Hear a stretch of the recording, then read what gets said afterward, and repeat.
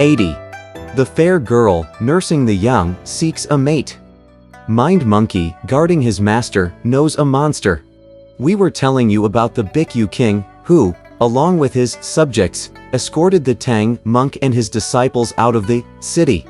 They journeyed for some 20 miles and still the king refused to turn back. At last Tripitaka insisted on leaving the imperial chariot and mounted the horse to take leave of the escorts, who waited until the pilgrims were out of sight before returning to their own city. The 4 pilgrims traveled for some time until both winter and spring faded. There was no end to the sight of wildflowers and mountain trees, of lovely and luxuriant scenery. Then they saw in front of them a tall, rugged mountain. Growing alarmed, Tripitaka asked, "Disciples, is there any road on that tall mountain ahead? We must be careful." "Your words, master," said Pilgrim with a laugh, "hardly sound like those of a seasoned traveler. They seem more like those of a prince or nobleman who sits in a well and stares at the sky. As the ancient proverb says, a mountain does not block a road. For a road passes through a mountain. Why ask about whether there is any road or not? Perhaps the mountain does not block the road," replied Tripitaka. "But I fear that such a treacherous region will breed some fiends, or that monster spirits will emerge from the depth of the mountain." "Relax. Relax," said 8 Rules.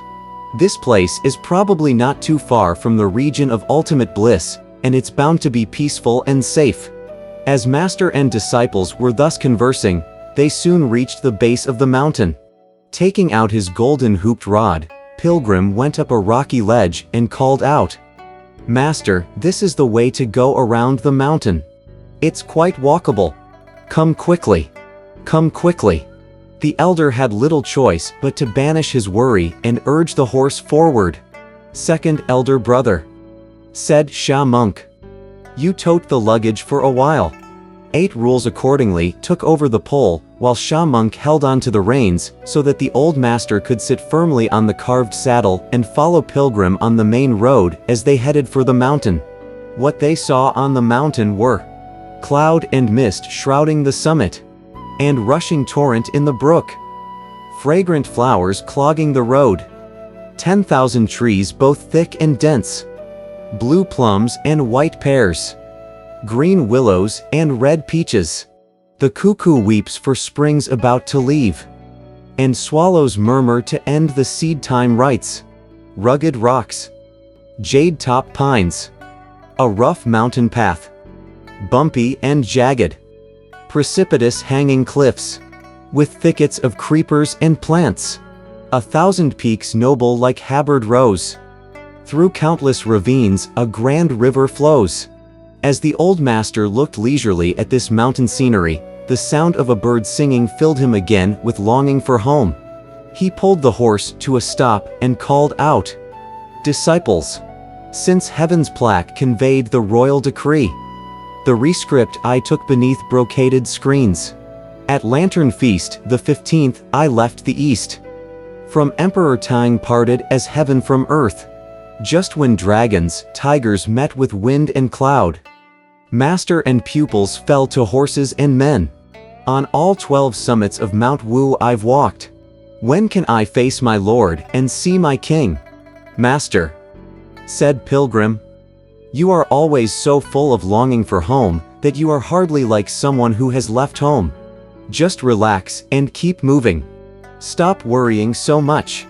As the ancients said, if wealth in life you wish to see, deadly earnest your work must be."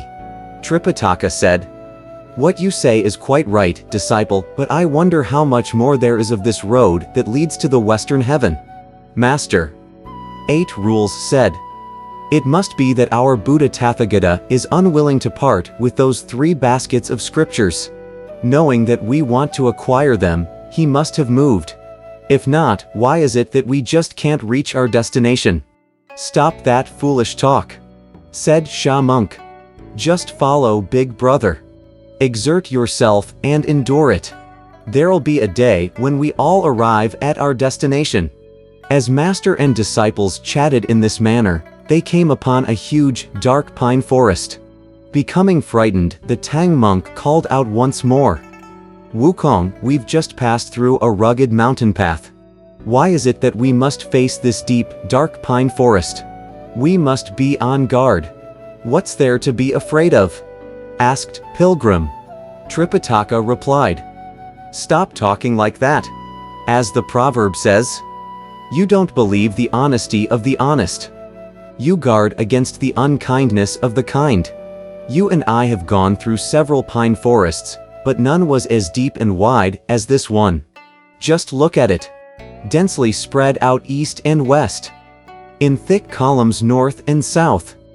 Densely spread out east and west, it pierces the clouds. In thick columns north and south, it invades the sky. Lush thistles and thorns are growing on all sides. Creepers and weeds wind up and down the trunks. The vines entwine the tendrils. The tendrils entwine the vines. The vines entwine the tendrils to impede the east-west traveler. The tendrils entwine the vines to block the north-south trader.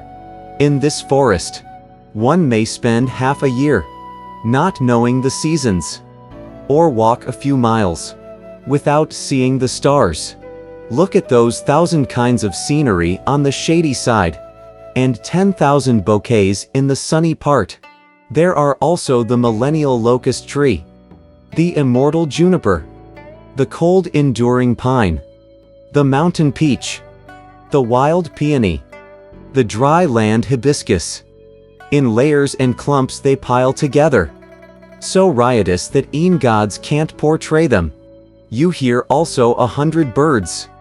The parrots squeal, the cuckoos wail, the magpie darting through the branches, the crow feeding her parents, the oriole soaring and dancing, 100 tongues making melody, a call of red partridges, and the speech of purple swallows. The myna learns to speak like a human. Even the gray thrush can read a sutra. You see, too, a big creature wagging its tail, and a tiger grinding its teeth, an aged fox disguised as a lady, an old gray wolf growling through the woods. Even if the Devaraja pagoda bearer comes here, he'll lose his wits, though he can subdue a monster. Not daunted in the least, however, our great sage Sun used his iron rod to open up a wide path and led the Tang monk deep into the forest. Footloose and carefree, they proceeded for half a day, but they had yet to reach the road leading out of the forest. The Tang monk called out, "Disciples, our journey to the west has taken us through countless mountains and forests, all rather treacherous. This particular spot, I'm glad to say, is quite nice, and the road seems safe enough. The strange flowers and rare plants of this forest are certainly pleasing to behold. I want to sit for a while here to rest the horse and to relieve my hunger. If you can go somewhere to beg us a vegetarian meal." "Please dismount, master," said Pilgrim, "and I'll go beg the meal." That elder indeed dismounted. As 8 Rules tethered the horse to a tree, Sha monk put down his load of luggage and took out the alms bowl to hand to Pilgrim. "Master," said Pilgrim, "you may feel quite safe sitting here. Don't be frightened. Old Monkey will return shortly." While Tripitaka sat solemnly in the pine shade, 8 Rules and Sha monk amused themselves by going off to search for flowers and fruits. We tell you now about our great sage, who somersaulted into midair.